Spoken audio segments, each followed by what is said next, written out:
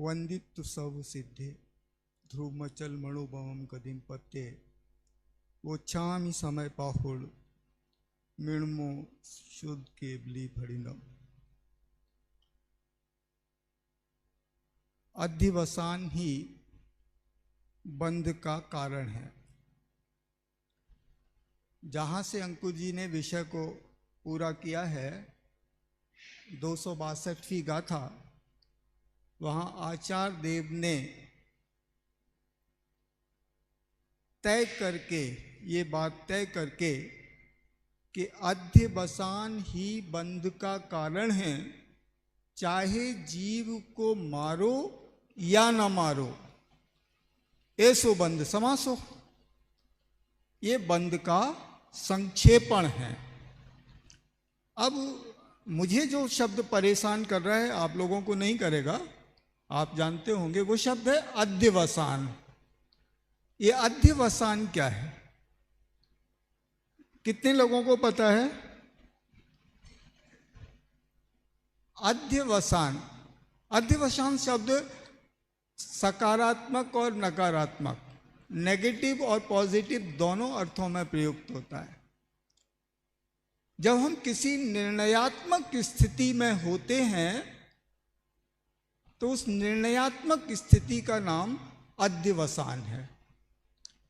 सकारात्मक स्थिति में आपको परीक्षा मुख में ले जाता हूं, जहां अपूर्वाद व्यवसायत्मकम ज्ञानम प्रमाणम, वहां अध्यवसाय शब्द का प्रयोग है। बाकी कुंद आचार्य देव के अलावा प्राचीन साहित्य में किसी ने अध्यवसान शब्द का प्रयोग नहीं किया। कुंद आचार्य देव ने भी समय सार में बहुत लिमिटेड प्रयोग किया है इस अध्यवसान शब्द का। गाथा समय सार जी की 39 से 43 गाथा के बीच में, वहाँ पर उन्होंने सारे अध्यवसान भावों को पुद्गल का कहा था। फिर गाथा 190 का विषय आता है, जहाँ पर पुनः उन्होंने अध्यवसान को कारण कहा था। इसके बाद 200 सीधे गाथा 262 में आते हैं, जहाँ पर उन्होंने अध्यवसान को बंध का कारण कहा है। अब अध्यवसान को बंध का कारण कह दिया तो फिर मेरे विषय की जरूरत क्या थी? लेकिन मेरा विषय अध्यवसान बंध का कारण है ये नहीं है। मेरा विषय है अध्यवसान ही बंध का कारण है। अध्यवसान ही बंध का कारण है। अध्यवसान है क्या? सकारात्मक अर्थ में कोई निर्णयात्मक ज्ञान, नकारात्मक अर्थ में कोई विपरीत ज्ञान। और इसको अलग अलग संदर्भों में आचार्य देव ने प्रयोग किया है। मिथ्यात्व सहित जो भी विकारी या विभाव परिणाम है वो अध्यवसान है। मिथ्यात्व, अज्ञान, अविरति और योग, ये मैं संदर्भ दे रहा हूँ गाथा 190 का। वहाँ योग को भी शामिल करके और फिर कहा कि ये सारे के सारे अध्यवसान परिणाम हैं। यहाँ 200 गाथा नंबर 270 में आकर के वो अज्ञान, अदर्शन और अचारित्र, इनको अध्यवसान कहते हैं। और गाथा 402 में जहाँ अध्यवसान शब्द का प्रयोग है, वहाँ वो ये कहते हैं कि अध्यवसान भिन्न है और ज्ञान भिन्न है। आप अभी भी कंफ्यूज हैं।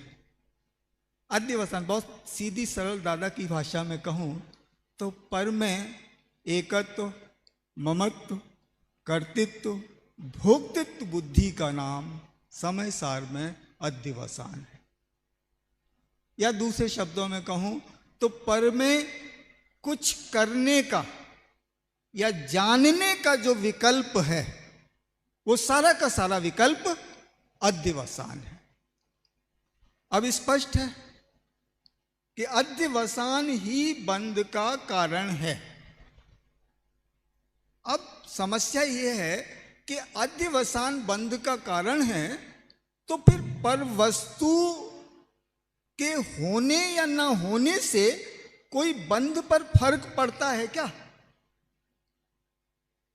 आप यहां स्वाध्याय में आए, आप अपने साथ एक लोगों को और लेकर के आए, वो स्वाध्याय में बैठे, तो आपके निमित्त से बैठे, तो उसका फल उनको बैठने का यहां स्वाध्याय में मिलेगा या नहीं मिलेगा? और आप लेकर के आए हैं तो आपको भी मिलेगा कि नहीं मिलेगा?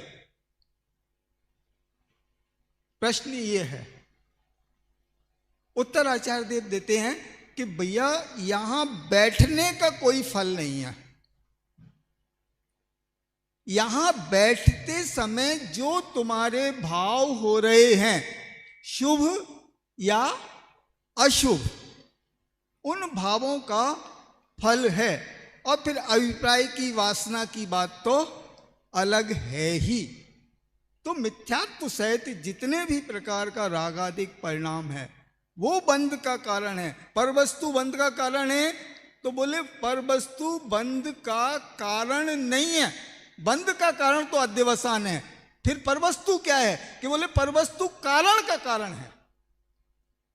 क्या कह रहे हैं? कारण का कारण है। बंध का कारण कौन? अध्यवसान। और परवस्तु कि बोले वो अध्यवसान का कारण है, तो वो कारण का कारण है, इसलिए बंध का कारण तो अध्यवसान ही है। गाथा नंबर 265 यहां दिखा रहे, दिखा दो भाई। तो वो बंध का कारण है। जैसे मैं उदाहरण के लिए कहूं कि हम अपने मामा को तो मामा कहते हैं, लेकिन मामा के साले को क्या कहते हैं? हा? उसको भी मामा नहीं होते हुए भी मामा कहते हैं। ठीक इसी तरह से कि अध्यवसान ही बंध का कारण है, लेकिन परवस्तु कि वो कारण का कारण है, इसलिए उसको भी कारण कहा जाता है। सचमुच वो कारण नहीं है। क्यों नहीं है कारण? सबसे बड़ी बात जो तर्क है आचार्य देव का कि वो नियामक कारण नहीं है। परवस्तु परवस्तु हो और फिर भी बंध ना हो, और परवस्तु नहीं हो फिर भी बंद हो जाए। इसे न्याय की भाषा में कहते हैं अनेकांतिक हेत्वाभास, कि जो व्यभिचारी हेत्वाभास जिसे कहते हैं कि जो दोनों पक्षों में जा रहा है। मुनिराज जा रहे हैं, पूरा ईर्ष्या समिति पूर्वक देख करके जा रहे हैं, अचानक कोई जीव उड़ता हुआ उनके पैर के नीचे आ जाता है। अब उस जीव को मारने का भाव है या नहीं? नहीं है, भाव तो नहीं है, और जीव तो मरा है। अब उन्हें बंद होगा या नहीं होगा? इसका मतलब परवस्तु से बंध नहीं हुआ। और दूसरी तरफ हम तो निरंतर तमाम हिंसक भाव करते ही रहते हैं, इसका ये हो जाए, उसका वो हो जाए, उसका वो हो जाए। उन सबका हो भी जाता है क्या? नहीं होता। फिर हमारा क्या होता है? हम तो वो सारा का सारा बंध ले ही लेते हैं। बंध हमारे ऊपर तो उस बंध का प्रभाव पड़ ही जाता है। आचार्य देव कहते हैं कि केवल तद्भाव ही बंध का कारण है।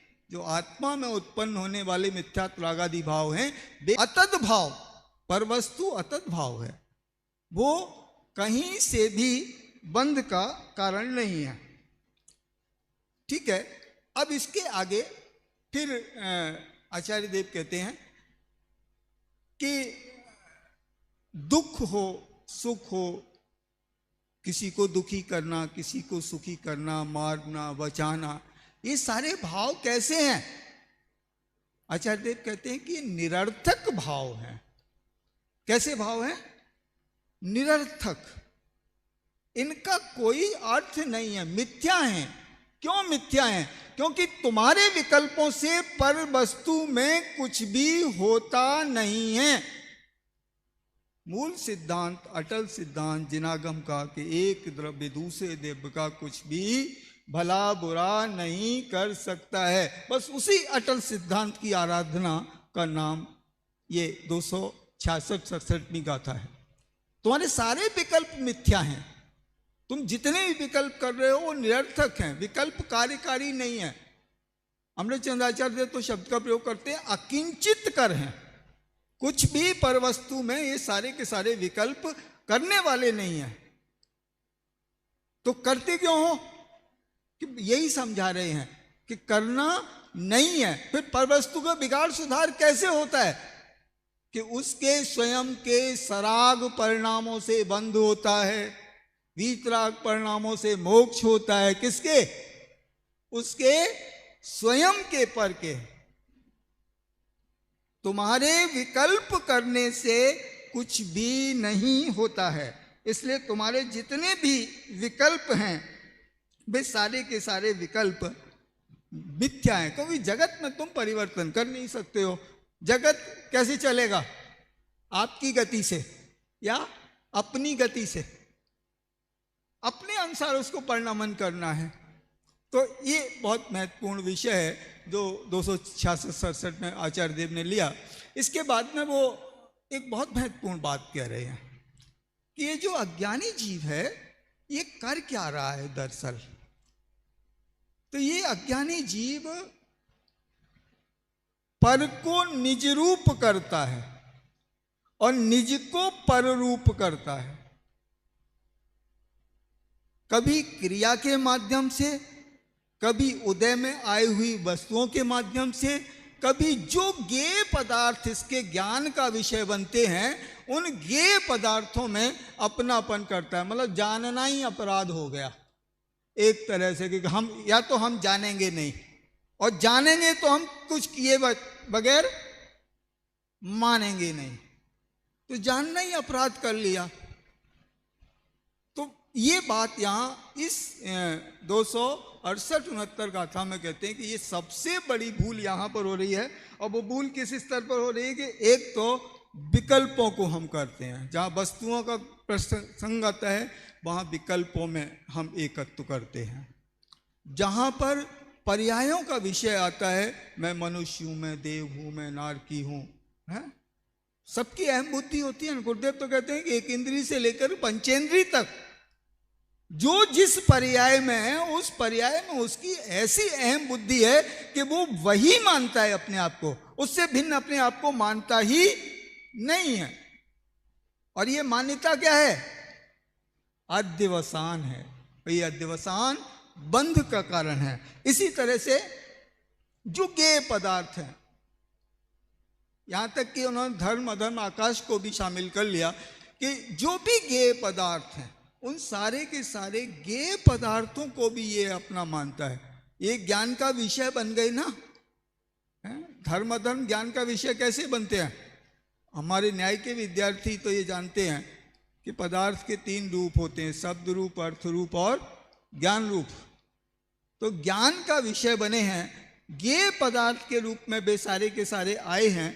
तो वो ज्ञेय पदार्थ में भी अपना मानता है। आकाश में भी, लोकाकाश में भी, अलोकाकाश में भी, सभी तरह के रूपों में वो अपना एकत्व स्थापित करता है। और एकत्व ये स्थापित करता है, बस ये एकत्व और ममत्व की बुद्धि है। ये बुद्धि अध्यवसान है। और इस अध्यवसान को कौन छोड़ देता है? ये बात कहते हैं 270वीं गाथा में कि जो मुनि कुंजर होते हैं, ज्ञानी धर्मात्मा जीव होते हैं, वे सारे के सारे ज्ञानी धर्मात्मा जीव वे अपने ज्ञायक स्वभाव को छोड़कर अन्य किसी भी परद्रव्य प्रभाव को अपना नहीं मानते हैं। और ऐसे जीव अध्यवसानों से पूरी तरह से मुक्त होते हैं। मुनि कुंजर शब्द का प्रयोग किया है उन सभी जीवों के लिए। जहां तक अपना मानने का सवाल है ना, तो गुरुदेव श्री तो यहां तक जाते हैं कि मेरे भगवान, मेरे अरहंत, मेरे निर्ग्रंथ गुरु, मेरी जिनवाणी, ये मेरा लगा दिया ना, बोले अध्यवसान है, बंध का कारण है। ज्ञायक स्वभाव को छोड़ करके कुछ भी, चाहे कुछ भी है, वो सारे के सारे भाव अध्यवसान हैं। और इस 270वीं गाथा की टीका में पांडे राजमल जी एक बहुत महत्वपूर्ण बात कहते हैं कि व्यवहार और अध्यवसान में कोई ज़्यादा फर्क नहीं है। बहुत महत्वपूर्ण बात कहते हैं कि जो अध्यवसान भाव है ना, वे सारे के सारे व्यवहार से सही ठहराए जाते हैं। तो व्यवहार और अध्यवसान में कोई अंतर नहीं है, दोनों एक ही हैं। निश्चय के समक्ष, याद रखना नहीं तो फिर चूक हो जाएगी। निश्चय के समक्ष, ज्ञायक भाव के समक्ष सारे के सारे व्यवहार, सारे के सारे अध्यवसान वो एक ही स्थिति पर आकर के खड़े हो जाते हैं। तो ज्ञानी दृष्टि जो है वो केवल अपने ज्ञायक भाव को ही अपना मानता है। उस ज्ञायक भाव की जो ज्ञप्ति क्रिया है, उस ज्ञप्ति क्रिया को ही वो अपना काम मानता है और उस ज्ञायक भाव में अपनेपन को, उसमें आचरण, उसमें लीनता को ही वो सब कुछ मानता है। तो ऐसा ज्ञानी जीव अध्यवसान से रहित होता है। शेष तो बंध से मुक्त नहीं हो सकते हैं, सभी जीव बंध से मुक्त हों, ज्ञायक भाव को प्राप्त करें, इसी भावना के साथ।